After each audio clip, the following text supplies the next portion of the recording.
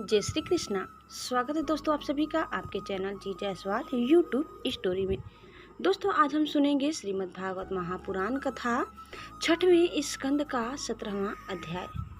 इस अध्याय में हम सुनेंगे चित्रकेतु को पार्वती जी का शाप के बारे में। श्री सुखदेव जी कहते हैं, परीक्षित विद्याधर चित्रकेतु जिस दिशा में भगवान शंकर अंतर ध्यान हुए थे उसे नमस्कार करके आकाश मार्ग से स्वच्छंद विचरने लगे। महायोगी चित्रकेतु करोड़ों वर्षों तक सब प्रकार के संकल्पों को पूर्ण करने वाली सुमेरु पर्वत की घाटियों में विहार करते रहे। उनके शरीर का बल और इंद्रियों की शक्ति अक्षुण्ण रही। बड़े बड़े मुनि सिद्ध चारण उनकी स्तुति करते रहते। उनकी प्रेरणा से विद्याधरों की स्त्रियां उनके पास सर्वशक्तिमान भगवान के गुण और लीलाओं का गान करती रहती। एक दिन चित्रकेतु भगवान के दिए हुए तेजोमय विमान पर सवार होकर कहीं जा रहे थे। इसी समय उन्होंने देखा कि भगवान शंकर बड़े बड़े मुनियों की सभा में सिद्ध चरणों के बीच बैठे हुए हैं और साथ ही भगवती पार्वती को अपनी गोद में बैठाकर एक हाथ से उन्हें आलिंगन किए हुए हैं। यह देखकर चित्रकेतु विमान पर चढ़े हुए ही उनके पास चले गए और भगवती पार्वती को सुना सुना कर जोर से हंसने लगे और कहने लगे।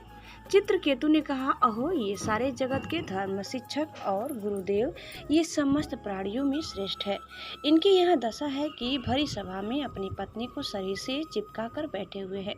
जटाधारी बहुत बड़े तपस्वी एवं ब्रह्मवादियों की सभापति होकर भी साधारण पुरुष के समान निर्जलता से गोद में स्त्री लेकर बैठे हैं। प्रायः साधारण पुरुष भी एकांत में ही स्त्रियों के साथ उठते बैठते हैं, परंतु ये इतने बड़े व्रतधारी होकर भी उसे भरी सभा में बैठे हैं। श्री सुखदेव जी कहते हैं, परीक्षित भगवान शंकर की बुद्धि अगाध है। चित्रकेतु का यह कटाक्ष सुनकर वे हंसने लगे, कुछ भी बोले नहीं। उस सभा में बैठे हुए उनके अनुयायी सदस्य भी चुप रहे। चित्रकेतु को भगवान शंकर का प्रभाव नहीं मालूम था, इसी से वे उनके लिए बहुत कुछ बुरा भला बक रहे थे। उन्हें इस बात का घमंड हो गया था कि मैं जितेंद्रिय हूँ। पार्वती जी ने उनकी यह दुष्टता देखकर क्रोध से कहा। पार्वती जी बोली, अहो हम जैसे दुष्ट और निर्लज्जों का दंड के बल पर शासन एवं तिरस्कार करने वाला प्रभु इस संसार में यही है क्या? जान पड़ता है कि ब्रह्मा जी, भृगु, नारद आदि उनके पुत्र सनकादिक, परम ऋषि कपिल देव और मनु आदि बड़े बड़े महापुरुष धर्म का रहस्य नहीं जानते। तभी तो वे धर्म मर्यादा का उल्लंघन करने वाले भगवान शिव को इस काम से नहीं रोकते। ब्रह्मा आदि समस्त महापुरुष जिनके चरण कमलों का ध्यान करते रहते हैं, उन्हीं मंगलों को मंगल बनाने वाले साक्षात जगत गुरु भगवान का और उनके अनुयायी महात्माओं का इस अधम क्षत्रिय ने तिरस्कार किया है और शासन करने की चेष्टा की है। इसलिए यह दृढ़ सर्वथा दंड का पात्र है। इसे अपने बड़प्पन का घमंड है। यह मूर्ख भगवान श्री हरि के उन चरण कमलों में रहने योग्य नहीं है जिनकी उपासना बड़े बड़े सत्पुरुष किया करते हैं। अतः दुर्मते, तुम पापमय असुर योनि में जाओ। ऐसा होने से बेटा फिर तुम कभी किसी महापुरुष का अपराध नहीं कर सकोगे। श्री सुखदेव जी कहते हैं, परीक्षित जब पार्वती जी ने इस प्रकार चित्रकेतु को शाप दिया तब वे विमान से उतर पड़े और सिर झुकाकर उन्हें प्रसन्न करने लगे। चित्रकेतु ने कहा, माता पार्वती जी, मैं बड़ी प्रसन्नता से अपने दोनों हाथ जोड़कर आपका शाप स्वीकार करता हूँ, क्योंकि देवता लोग मनुष्यों के लिए जो कुछ कह देते हैं वह उनके प्रारब्धा अनुसार मिलने वाले फल की पूर्व सूचना मात्र होती है। देवी, यह जीव अज्ञान से मोहित हो रहा है और इसी कारण इस संसार चक्र में भटकता रहता है तथा सदा सर्वदा सर्वत्र सुख और दुख भोगता रहता है।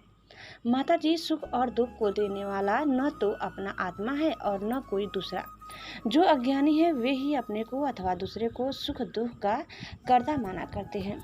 यह जगत सत्व रज आदि गुणों का स्वाभाविक प्रवाह है। इसमें क्या शाप, क्या अनुग्रह, क्या स्वर्ग, क्या नरक है, क्या सुख, क्या दुख, एकमात्र परिपूर्णतम भगवान ही बिना किसी की सहायता के अपनी आत्मस्वरूपिणी माया के द्वारा समस्त प्राणियों की तथा उनके बंधन मोक्ष और सुख दुख की रचना करते हैं। माताजी भगवान श्री हरि सब में सम और माया आदि मल से रहित है। उनका कोई प्रिय अप्रिय जाति बंधु अपना पराया नहीं है। जब उनका सुख में राग ही नहीं है तब उनमें राग जन्य क्रोध तो हो ही कैसे सकता है। तथापि उनकी माया शक्ति के कार्य पाप और पुण्य ही प्राणियों के सुख दुख हित अनहित बंध मोक्ष मृत्यु जन्म और आवागमन के कारण बनते हैं। पति प्राणा देवी, मैं साप से मुक्त होने के लिए आपको प्रसन्न नहीं कर रहा हूँ। मैं तो यह चाहता हूँ कि आपको मेरी जो बात अनुचित प्रतीत हुई हो उसके लिए क्षमा करें। श्री सुखदेव जी कहते हैं, परीक्षित विद्याधर चित्रकेतु भगवान शंकर और पार्वती जी को इस प्रकार प्रसन्न करके उनके सामने ही विमान पर सवार होकर वहां से चले गए। इससे उन लोगों को बड़ा विस्मय हुआ। तब भगवान शंकर ने देवता ऋषि दैत्य सिद्ध और पार्षदों के सामने ही भगवती पार्वती जी से यह बात कही। भगवान शंकर ने कहा, सुंदरी दिव्य लीला बिहारी भगवान के निस्पृह और उदार हृदय दासों की महिमा तुमने अपनी आंखों देख ली। जो लोग भगवान के शरणागत होते हैं वे किसी से नहीं डरते, क्योंकि उन्हें स्वर्ग मोक्ष और नरकों में भी एक ही वस्तु के केवल भगवान के ही समान भाव से दर्शन होते हैं। जीवों को भगवान की लीला से ही देह का संयोग होने के कारण सुख दुख जन्म मरण और शाप अनुग्रह आदि द्वंद्व प्राप्त होते हैं। जैसे स्वप्न में भेद भ्रम से सुख दुख आदि की प्रतीति होती है और जागृत अवस्था में भ्रमवश माला में ही सर्प बुद्धि हो जाती है, वैसे ही मनुष्य अज्ञानवश आत्मा में देवता मनुष्य आदि का भेद तथा गुण दोष आदि की कल्पना कर लेता है। जिनके पास ज्ञान और वैराग्य का बल है और जो भगवान वसुदेव के चरणों में भक्ति भाव रखते हैं, उनके लिए इस जगत में ऐसी कोई वस्तु नहीं है जिसे वे हे या उपादेश समझकर राग द्वेष करें। मैं ब्रह्मा जी, सनकादि, नारद, ब्रह्मा जी के पुत्र भृगु आदि मुनि और बड़े बड़े देवता कोई भी भगवान की लीला का रहस्य नहीं जान पाते। ऐसी अवस्था में जो उनके नन्हे से नन्हे अंश है और अपने को उनसे अलग ईश्वर मान बैठे हैं, वे उनके स्वरूप जान ही कैसे सकते हैं। भगवान को न कोई प्रिय है और न अप्रिय, उनका न कोई अपना है न पराया। वे सभी प्राणियों के आत्मा हैं, इसलिए सभी प्राणियों के प्रियतम है। प्रिय यह परम भाग्यवान चित्रकेतु उन्हीं का प्रिय अनुचर शांत और समदर्शी है और मैं भी भगवान श्री हरि का ही प्रिय हूँ। इसलिए तुम्हें भगवान के प्यारे भक्त शांत समदर्शी महात्मा पुरुषों के संबंध में किसी प्रकार आश्चर्य नहीं करना चाहिए। श्री सुखदेव जी कहते हैं, परीक्षित भगवान शंकर का यह भाषण सुनकर भगवती पार्वती की चित्तवृत्ति शांत हो गई और उनका विस्मय जाता रहा। भगवान के परम प्रेमी भक्त चित्रकेतु भी भगवती पार्वती को बदले में साप दे सकते थे, परंतु उन्होंने साप न देकर उनका साप सिर चढ़ा लिया। यही साधु पुरुष का लक्षण है। यही विद्याधर चित्रकेतु दानव योनि का आश्रय लेकर त्वष्टा के दक्षिण अग्नि से पैदा हुए।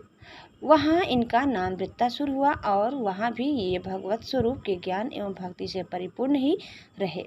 तुमने मुझसे पूछा था कि वृत्तासुर का दैत्य योनि में जन्म क्यों हुआ और उसे भगवान की ऐसी भक्ति कैसे प्राप्त हुई। उसका पूरा विवरण मैंने तुम्हें सुना दिया। महात्मा चित्रकेतु का यह पवित्र इतिहास केवल उनका ही नहीं, वह समस्त विष्णु भक्तों का महात्म्य है। इसे जो सुनता है वह समस्त बंधनों से मुक्त हो जाता है। जो पुरुष प्रातः काल उठकर मौन रहकर श्रद्धा के साथ भगवान का स्मरण करते हुए इस इतिहास का पाठ करता है, उसे परम गति की प्राप्ति होती है। दोस्तों, उम्मीद करते हैं कि आज की यह कथा आपको जरूर पसंद आई होगी। आपको कैसी लगी कमेंट करके जरूर बताइए और आगे की कथा सुनने के लिए आप दूसरे वीडियो को अवश्य देखिए। दोस्तों, चैनल में नए हैं तो प्लीज़ लाइक शेयर और सब्सक्राइब करना न भूलें। धन्यवाद। जय श्री कृष्णा, जय श्री मन नारायण। एक बार प्रेम से बोलिए श्री बांके बिहारी लाल की जय।